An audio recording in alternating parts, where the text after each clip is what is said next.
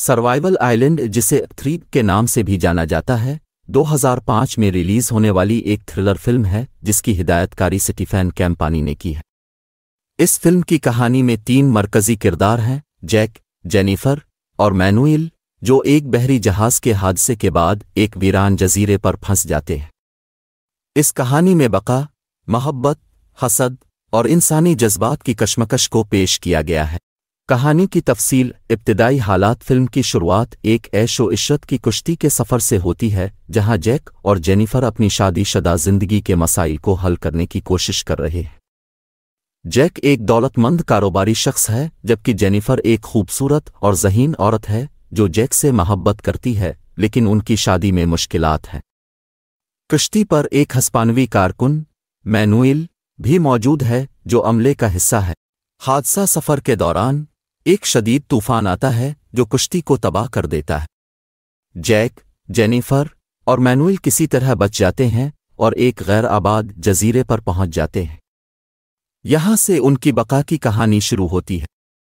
इब्तिदाई दिनों में जैक और जेनिफर को मैनुएल की मदद की ज़रूरत होती है क्योंकि वो जजीरे की सख्त हालात का सामना करने के लिए तैयार नहीं होते। जजीरे पर मैनुएल अपनी महारत और तजुर्बे की बदौलत जैक और जेनिफर की मदद करता है। वो उन्हें खाने की तलाश और पनाह बनाने के तरीक़े सिखाता है। मैनुएल के बगैर जैक और जेनिफर का जिंदा रहना मुश्किल होता। वक्त के साथ जजीरे पर बका की जिदोजहद एक मामूल बन जाती है और तीनों अफराद एक दूसरे के साथ मिलकर काम करने लगते हैं। जेनिफर और मैनुएल के दरमियान एक गैर मुतवक्के ताल्लुक़ बनता है।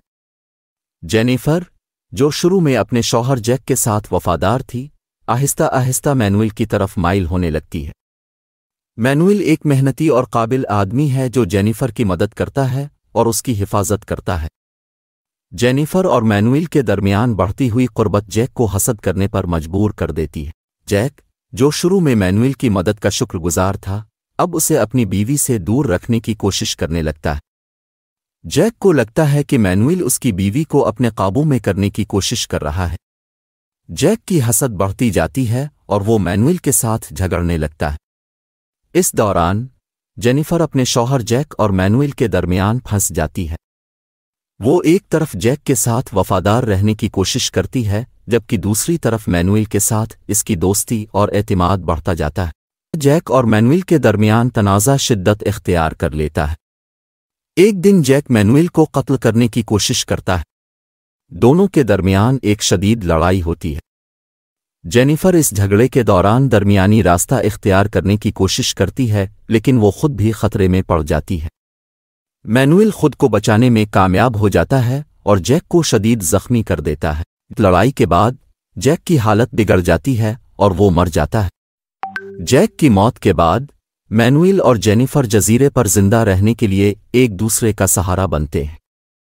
वो दोनों मिलकर बका के लिए कोशिश करते हैं और एक दूसरे के साथ एक नए ताल्लुक़ की बुनियाद रखते हैं। जेनिफर और मैनुएल को जजीरे पर बका के लिए नए तरीक़े सीखने पड़ते हैं। वो मिलकर खाने की तलाश, पानी की फराहमी और पनाह बनाने की कोशिश करते हैं। इन दोनों के दरमियान एक मजबूत ताल्लुक़ बनता है जो उनकी बका में मददगार साबित होता है। वो एक दूसरे के साथ मोहब्बत और एतमाद का इजहार करते हैं और अपनी ज़िंदगी को नए सिरे से शुरू करने की कोशिश करते हैं। नजात। कई महीनों की बका की जिदोजहद के बाद एक दिन एक बहरी जहाज जजीरे के करीब आता है। मैनुएल और जेनिफर जहाज को देखकर खुश होते हैं और इसे अपनी तरफ मुतवज्जे करने की कोशिश करते हैं। आखिरकार जहाज के अमले ने उन्हें देख लिया और उन्हें बचा लिया जाता है। वो दोनों जजीरे से नजात पाते हैं और एक नई जिंदगी की शुरुआत करते हैं। इख्तिताम। सर्वाइवल आइलैंड की कहानी इंसानी जज्बात, हसद, मोहब्बत और बका के दरमियान की कशमकश को बयान करती है।